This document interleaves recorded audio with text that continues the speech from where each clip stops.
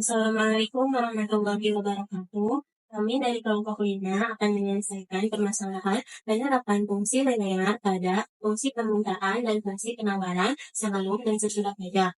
Berikut permasalahannya. Diketahui fungsi suatu barang memiliki fungsi permintaan, rumusnya QD sama dengan 15 dikurang PB, dan fungsi penawaran rumusnya PS sama dengan 2PS dikurang 5. Pajak yang dikenakan oleh pemerintah sebesar Rp3 per unit. Tentukan harga dan kuantitas keseimbangan sebelum dan sesudah pajak. Gambarkan masing-masing grafiknya, pajak yang ditanggung konsumen, produsen, dan pemerintah. Yang pertama, kita selesaikan keseimbangan sebelum pajak terlebih dahulu. Keseimbangan sebelum pajak, rumusnya ID sama dengan IS. ID-nya ialah 15 dikurang P, dan IS-nya 2P dikurang 6. Lalu kita turunkan min P-nya. 2P-nya kita pindahkan ke ruas kiri jadi negatif, 2P sama dengan, kita turunkan min 6-nya, lalu 15-nya kita pindahkan ke ruas kanan, jadi negatif 15.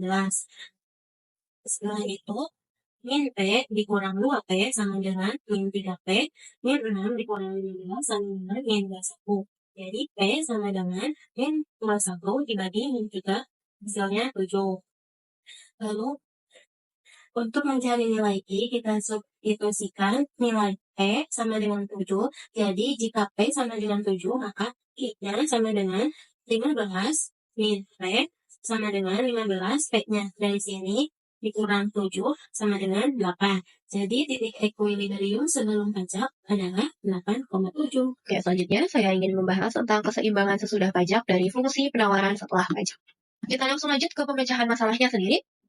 Nah, untuk rumusnya yaitu Q sama dengan 2P min 6 sama dengan 2 buka kurung P min 3 tutup kurung dikurangi 6. Nah, min 3-nya ini, min 3 ini merupakan angka dari pajak yang dikenakan oleh pemerintah per unitnya yaitu Rp3 per unit. 2P tinggal kita turunkan, lalu 2 dikali min 3 sama dengan min 6, dan min 6 ini tinggal kita turunkan aja. Oke, selanjutnya 2P-nya kita turunkan, lalu min 6 dikurangi 6 sama dengan 12.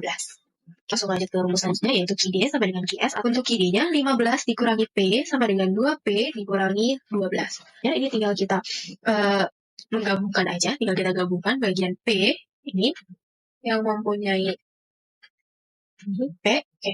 Nah, selanjutnya ini P kita pindah ruaskan kiri sini, ini rumusnya di kiri ya. Lalu untuk 2P-nya kita pindah ruaskan ke kiri. Oke. Nah, golnya menjadi minus karena 2P-nya ini pindah ruas. Jadi simbolnya menjadi minus. Jadi min P dikurangi 2P sama dengan minus 12 dikurangi 15. Selanjutnya, tinggal kita jumlahkan saja.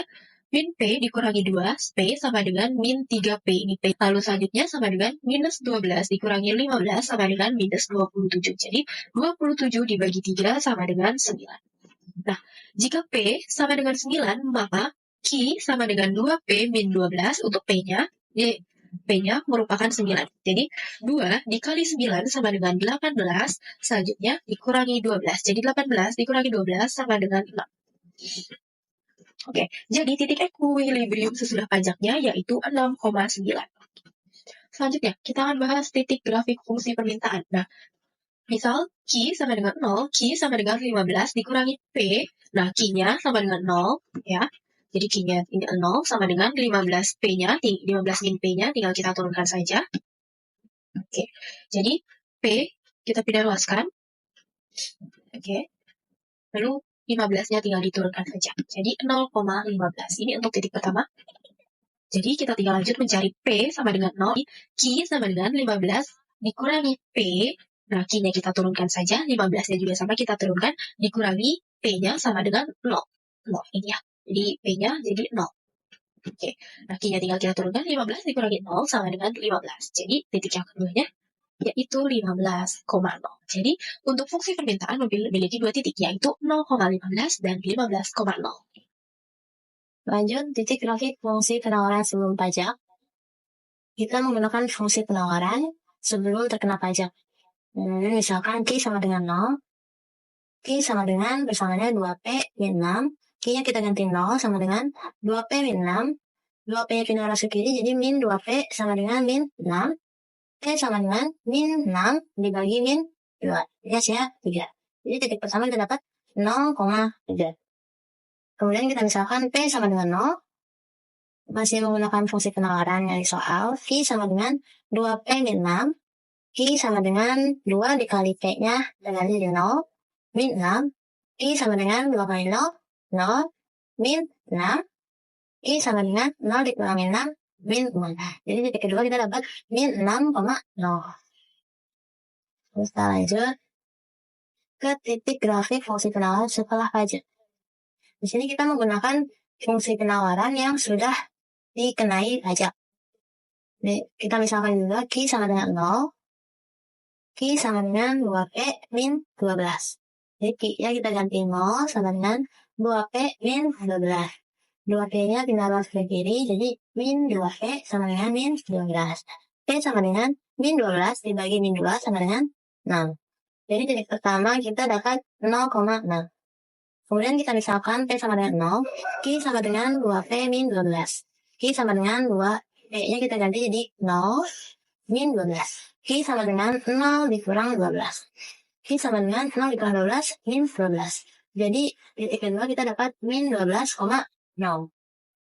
Setelah pemecahan masalah sebelumnya tentang fungsi permintaan dan penawaran, di sini kita bisa lihat ada beberapa grafik yang ditunjukkan sebelum dan sesudah pajak.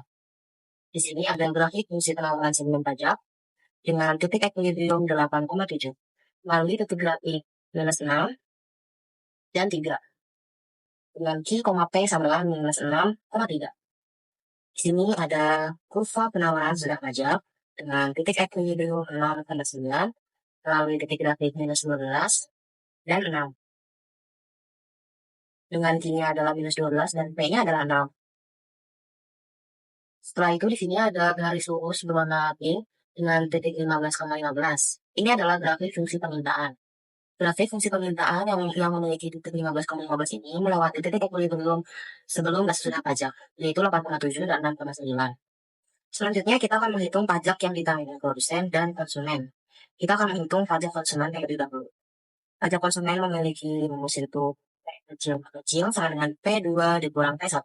P2 dikurang P1 yaitu P2 adalah harga sesudah pajak dan P1 adalah harga sebelum pajak. Bisa dilihat di sini bahwa di sini ada 9 sebagai P2 yaitu harga sesudah pajak. Dan juga P1 yaitu 7 sebagai harga sebelum pajak. Kembali ke rumus. P2 dikurang P1 sama dengan 9 dikurang 7. Hasilnya adalah 2. Jadi pajak yang ditanggung konsumen per unit adalah 2. Sedangkan pajak produsen per unit memiliki rumus T kecil sama dengan T kecil dikurang T kecil P kecil. T kecil ini adalah pajak yang diberikan oleh pemerintah per unitnya, yaitu sebesar Rp3. Bisa dilihat di sini, pajak yang dikenakan oleh pemerintah sebesar Rp3 per unit. Kembali ke rumus. Karena pajak yang diberikan pemerintah sebesar 3, maka 3 dikurangi T kecil K kecil yaitu 2. 3 dikurangi 2 sama dengan 1. Jadi, pajak yang ditanggung produsen per unitnya hanyalah 1. Selanjutnya, kita akan menghitung total pajak yang ditanggung konsumen dan produsen, juga total pajak yang diterima pemerintah. Total pajak yang harus ditanggung oleh konsumen memiliki rumus T besar K kecil sama dengan Q2 dikali T kecil K kecil. Q2 bisa kita lihat di sini merupakan kuantitas sesudah pajak, yaitu 6. Kembali ke rumus, jika Q2-nya 6 dikali T kecil K kecil. T kecil yang K kecil itu kita lihat bisa di sini ya. 2. Kita sudah hitung sebelumnya. Jadi 6 dikali 2 sama dengan 12. Selanjutnya, pajak yang diterima pemerintah memiliki rumus T besar sama dengan Q2 dikali T kecil. Q2 kita sudah tahu sebelumnya yaitu 6 dikali T kecil, yaitu pajak yang diberikan pemerintah per unitnya yaitu Rp3. Jadi 6 dikali 3 sama dengan 18. Selanjutnya, pajak yang ditanggung produsen. Rumusnya adalah T besar P kecil sama dengan Q2 dikali T kecil P kecil. Q2 ini kita sudah tahu yaitu 6 dikali T kecil P kecil. Ini merupakan pajak produsen yang kita hitung sebelumnya. 1. Jadi 6 dikali 1 sama dengan 6.